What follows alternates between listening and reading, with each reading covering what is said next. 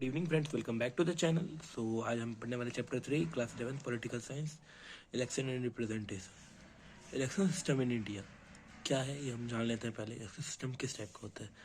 तो इसमें mainly 3 system होते हैं: सिंपल मेजोरिटी सिस्टम एसएमएस, जिसको हम कहते हैं रिलेटिव मेजोरिटी सिस्टम आरएमएस, और प्लूरल सिस्टम पीएस। तो हमारे यहाँ जो चलता है वो चलता है सिंपल मेजोरिटी सिस्टम। तो उसके अंदर क्या क्या आता है देख, इसके अंदर 3 तरह के इलेक्शंस हो जाते हैं। पंचायत जो सबसे छोटे लेवल का होता है, उसके ऊपर असेंबली इलेक्शन, उसके ऊपर लोकसभा जिससे पीएम चुने जाते हैं। एफपीटीपी का होता है जान लेते हैं। FTP is a system of representation where a candidate who is elected in a majority is prepared as winner, it is called FPTP. कोई भी इस टाइप का ऐसा सिस्टम जिसमें कोई कैंडिडेट जिसको एक भी वोट ज़्यादा मिल जाता है सामने, मतलब सामने वाले से, तो उसको मतलब विनर घोषित कर दिया जाएगा, इसे ही एफपीटीपी बोलते हैं। तो इसके मतलब इसके फीचर्स क्या हैं जान लेते हैं अब हम।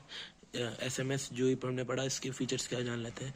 इसे कोई भी कॉमन बंदा अंडरस्टैंड कर सकता है क्योंकि ये बहुत इजी है। इसमें वोटर जो अपने मतलब अपने हिसाब से अपने इंटरेस्ट के बेसिस पे चुन सकते हैं बंदा कि हाँ किसको बनना चाहिए। इलेक्शन बेस्ड जो होता है कॉन्स्टिट्यूंसी बेस्ड पे होता है। कॉन्स्टिट्यूंसी मतलब एरिया के बेस पे होता है कि किस एरिया पे कितनी सीट्स हैं।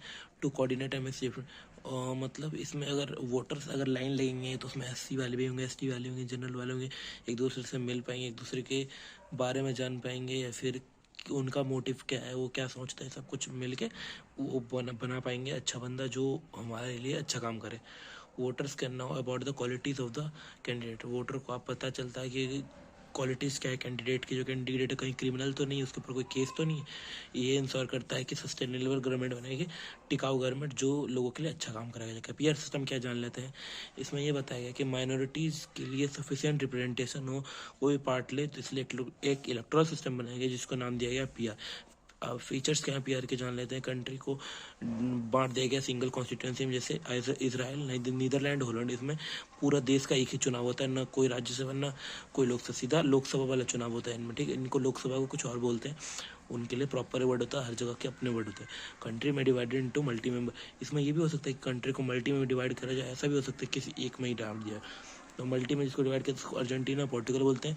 इसमें जो वोट होता है पॉलिटिकल पार्टीज को लेकर होता है। नेक्स्ट पेज पे आ जाते हैं, क्या है मोर देन वन रिप्रेजेंटेटिव, एक से ज़्यादा रिप्रेजेंटेटिव चुने जा सकते हैं एक कॉन्स्टिट्यूएंसी से।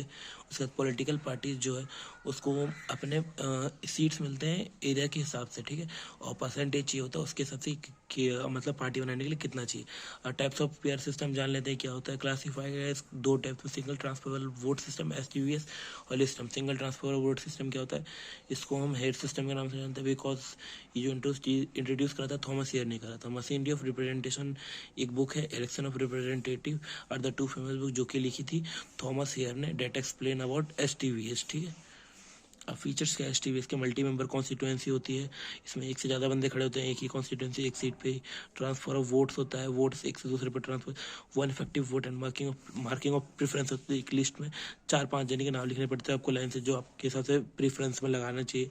कोटा सिस्टम होता है जिसमें नंबर ऑफ वोट कुछ नहीं होता है नेसेसरी, इसमें जो कैंडिडेट के विनिंग के लिए होते हैं कि कितना चाहिए।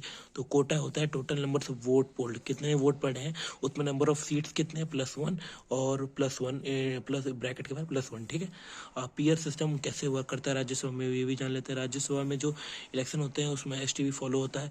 तो ईच स्टेट, हर स्टेट के पास अपनी सीट होती है। ये स्टेट्स जो होती है पॉपुलेशन बेस्ड होती है। राज्यसभा में फिर जो इलेक्टेड होते हैं लेजिस्लेटिव असेंबलीज एमएलए वगैरह बोलते हैं। एवरी वोटर को अपने प्रेफरेंस बनाने का मौका मिलता है। Every voter makes his preference to get elect candidate should get minimum quota votes, कि उन्हें पता चल जाए किस कैंडिडेट को लोग ज़्यादा वोट देना चाहते हैं। Candidate secure minimum quota vote, जो कैंडिडेट को सिक्योर कर पाए minimum vote quota of votes कि जिससे वो जीत पाए। लिस्ट सिस्टम क्या है, each party prepared a list of candidate equal to the number of seats. हर पार्टी एक लिस्ट बनाती है कि जो जो कैंडिडेट उस पार्टी से खड़े हो रहे हैं जितने नंबर की सीट्स एक स्टेट में है या एक कंट्री में। अब जान लेते हैं वाई इंडिया ने एफपीटीपी अडॉप्ट क्यों करा था। ठीक है, इट इज़ सिंपल है, इलेक्ट्रॉल सिस्टम है जिसमें कोई कॉम्प्लिकेशन नहीं, ईजी है, ईजी हो पाता है। एफपीटीपी जो है best suitable for large country, जो लार्ज कंट्री उनके लिए जिनकी पॉपुलेशन ज़्यादा है जैसे इंडिया। एफपीटीपी सिस्टम जो प्रोवाइड करता है फेवरेबल कैंडिडेट मिल पाए सबको, जो वहाँ के नागरिक है। एफपीटी सिस्टम रिप्रेजेंट पार्टिकुलर एक अलग कॉन्स्टिट्यूशन को अलग दिखाने के लिए सिस्टम जो है, और हर तरह के लोगों को मिल बांट के मतलब देश के लिए अच्छा करने के लिए अच्छे कैंडिडेट को चुनने का मौका देता है। एफपीटीपी से हम एक टिकाऊ गवर्नमेंट चुन सकते हैं। रिजर्वेशन ऑफ कॉन्स्टिट्यूंसी क्या है वो भी जान लेते हैं। यहाँ पे कुछ बनाया गया, जैसे सीट्स रिजर्व फॉर है SC ST को लेके, the candidates must belong from reserve community. कुछ कैंडिडेट्स का अगर SC ST से चुनाव लड़ना, ST ST होने के कारण उसको थोड़ा फायदा उठा के चुनाव लड़ना, तो कुछ रिजर्व कॉन्स्टिट्यूएंसी वो भी बताया गया इसमें।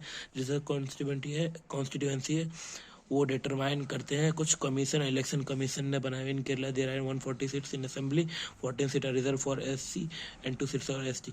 ये एक मैंने एग्जांपल दिया हुआ, आप इसे भी पढ़ ले सकते हो। इन लोकसभा देयर आर 543 सीट है, जिसमें से 84 जो है वो seats reserve for SC and 47 seats for ST। पहले से बताई हुई कि इतने बंदे यहाँ से, इतने यहाँ से इस वर्ग से आएंगे। अब डिफरेंस जानते हैं एफपीटी पर प्रोपोर्शनल में क्या होता है। तो इसमें होता है the state divided into several constitution. The state single में हो सकता है, मल्टी मेंबर में हो सकता है। Constitution are small territory area, constitution are large territory area. One representative elected from each constituency elects more than 1 person from one constituency. इसमें vote होता है कैंडिडेट के लिए, वोट होता है पॉलिटिकल पार्टीज के लिए। अ पार्टी में divide party get more seat विच पार्टी गेट मोर कैंडिडेट। जिस पार्टी के पास मोर कैंडिडेट होता है उसको ज़्यादा वोट मिलेगा। Each party get seat proportion to their. जितना कैंडिडेट खड़ेंगे उतने ही वोट मिलेंगे उन्हें। तो elected candidate student get majority vote, तो भी ये जीत सकते हैं। एफपीटी पे मैं आपको बताया ना कि सामने वाले से एक ज़्यादा भी मिल जाए तो ये जीत जाता है। लेकिन इसमें है जैसे आपको 100 सीट है तो 51 चाहिए ही चाहिए। इसमें 30, अगर मान लो सबको 30 मिला है, इसको लेकिन 31 मिला है, तो ये जीत जाएगा। This system prevailed in UK and, ये सिस्टम यूके एंड इंडिया में चलता है। This system prevailed in Israel, Netherlands, Argentina, Portugal. मैं आपको बताया था। वुमेन रिप्रेजेंटेशन क्या जान लेते हैं। General discrimination, lack of education जो देखा जाता है। रीजन फॉर रिजर्वेशन जो वुमेन्स में देखा जाता है, इसलिए बनाया गया है। इसमें 10% of women participation in Lok Sabha state. Lok Sabha 543 में 10% women, 33% seat reserve for women in local body जो होती है पंचायत वगैरह, उसमें 33% इनके लिए पहले से ही रिजर्व होता है। Fair and free election distribution हो पाए, इसके लिए एक फीचर ऑफ डेमोक्रेसी वो बनाई गई है, जिसमें universal adult franchise right to vote necessary करा है। इंडिविजुअल प्रोसेस बनाया है उन्होंने। इसमें बोला गया 5 ईयर के ड्यूरेशन के बाद इलेक्शन होंगे। पीपल्स पार्टिसिपेशन जो उसमें ज़रूरत होगी। यूनिवर्सल एडल्ट फ्रेंचाइज जो राइट टू वोटर्स के बारे में जान लेते हैं। मोस्ट पॉलिटिकल राइट है हर सिटीजन का। आर्टिकल 326 से that the election of Lok Sabha adult franchise मतलब लेजिस्लेटिव असेंबली जो बेस होगी वो एडल्ट फ्रेंचाइजी के बेस पे हो करी जाएगी। The right of the vote means who have completed the age of 18 should be discriminate on the, उनको डिस्क्रिमिनेशन न भेदभाव ना करके उनको लड़ना चाहिए। अगर वो एज ऑफ 18 पार क्रॉस कर गए हैं तो उनको वोट देना चाहिए। Through the 61st constitutional amendment hang the voting age from 21 to 28। और जो 61th अमेंडमेंट के तहत जो एज थी वोट देने की 21 थी, उसको 18 कर दिया गया है। ये हुआ था 1819 में। अब जान लेते हैं कुछ situation the citizen have no right to vote. कौन सी सिचुएशन में सिटीजन के पास राइट टू वोट नहीं होगा। एब्सेंस ऑफ, अगर उसकी एज लिमिट नहीं हुई है, अगर वो इंडियन नहीं है, दूसरा उसके पास कोई क्रिमिनल या फिर क्रिमिनल रिलेटेड इलेक्शन करप्शन जो उन पे केस हो रखा तो वोट नहीं कर सकते, या फिर इलीगल एक्टिविटी में उनका नाम आया हुआ तो mentally abnormal, those who not entered in the electoral roll, जो इलेक्ट्रोल रोल नहीं निभाते उन्हें, ठीक है, जैसे कोई आतंकवादी वगैरह उनके लिए लेके। अब right to contest in election जान लेते क्या होता है। क्वालिफिकेशन क्या है कैंडिडेट बनने के लिए, इलेक्शन लड़ने के लिए। He should be an Indian citizen. He should complete the age of 25 for Lok Sabha and Lok Sabha Assembly. He or she is not under imprisonment for the 1 or more year। ठीक है, ये हो गया। चलो अब चलते हैं next topic पे। अब जान लेते हैं इंडिपेंडेंट इलेक्शन कमीशन हमारे कैसे है। तो इसमें फेयर एंड फ्री ये सबके लिए है election. Article 324 deals with the election commission of India. Election commission जो है इंडिपेंडेंट बॉडी है। ये सिंगल है और सिंगुलर थी पहले, बट अब प्लूरल हो गए 1989 से। 1993 में election commission become plural. In plural there are 3 member, 1 CEC and 2 other members are known as commissioner। Election commissioner वो अपॉइंटेड बाय इंडियन प्रेसिडेंट। इनका जो ड्यूरेशन होता है 65 ईयर्स का होता है, या फिर 6 ईयर की सर्विस इनकी कंप्लीट हो जाती है। तो if violation of constitution arises we can remove election commission before completing. अगर कुछ केस होता है कि नहीं है, घूसखोरी कर रहा है या फिर उन्होंने करा है, तो उनको हटा दिया जा सकता है उनके ड्यूरेशन कंप्लीट होने से पहले। In each state they have their own EC। उनके पास 2 EC अपने होते हैं, बट CEC पूरे इंडिया का एक ही होगा। फंक्शन ऑफ इलेक्शन कमीशन क्या होता है जान लेते हैं। कोई हमें इलेक्ट करना है president, vice president, to elect vice president, president parliament, member Lok Sabha, Rajya Sabha, member highest state legislature, ठीक है।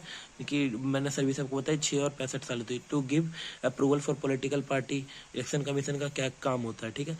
अप्रूवल देना पॉलिटिकल पार्टी को, सिंबल प्रोवाइड करवाना, नोटिफाई एंड शेड्यूल करना, इलेक्शन कब होने वाले कब से नहीं, supervise machinery of election, election की मशीनरी को देखना, to appoint the officer for conducting, officers को अपॉइंट करना, उसका डिस्प्यूट सेटल करना इलेक्शन में जो हो रहे हैं, सेफ कस्टडी ऑफ ईवीएम मतलब इलेक्ट्रॉनिक वोटिंग मशीन जिसके थ्रू वोट होता है, काउंटिंग ऑफ वोट करना, अनाउंसमेंट फाइनल रिजल्ट। और जो फर्स्ट वो इलेक्शन कमिश्नर थी वो वुमेन जो थी वीएस रामादेवी, और फर्स्ट जो इलेक्शन कमिश्नर थे वो मैन जो थे वो सुकुमार सेन थे, और जो बट अभी है उनका नाम है राजीव कुमार। अब जाते हैं नेक्स्ट टॉपिक, इलेक्ट्रोल रिफॉर्म्स कहते हैं। There are many drawbacks in election process, so ये बनाए गए हैं।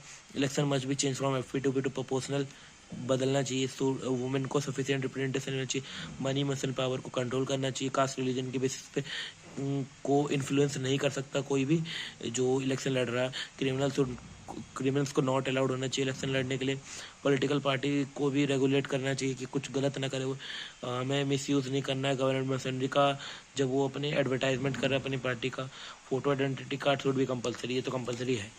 अब जान लेते हैं हम प्रपोजल क्या होता है for reforming the election commission, for preventing muscle power and power, money power and muscle power to control political parties. The state should bear the election expenses, ये बताने चाहिए कि कितना खर्च करा है।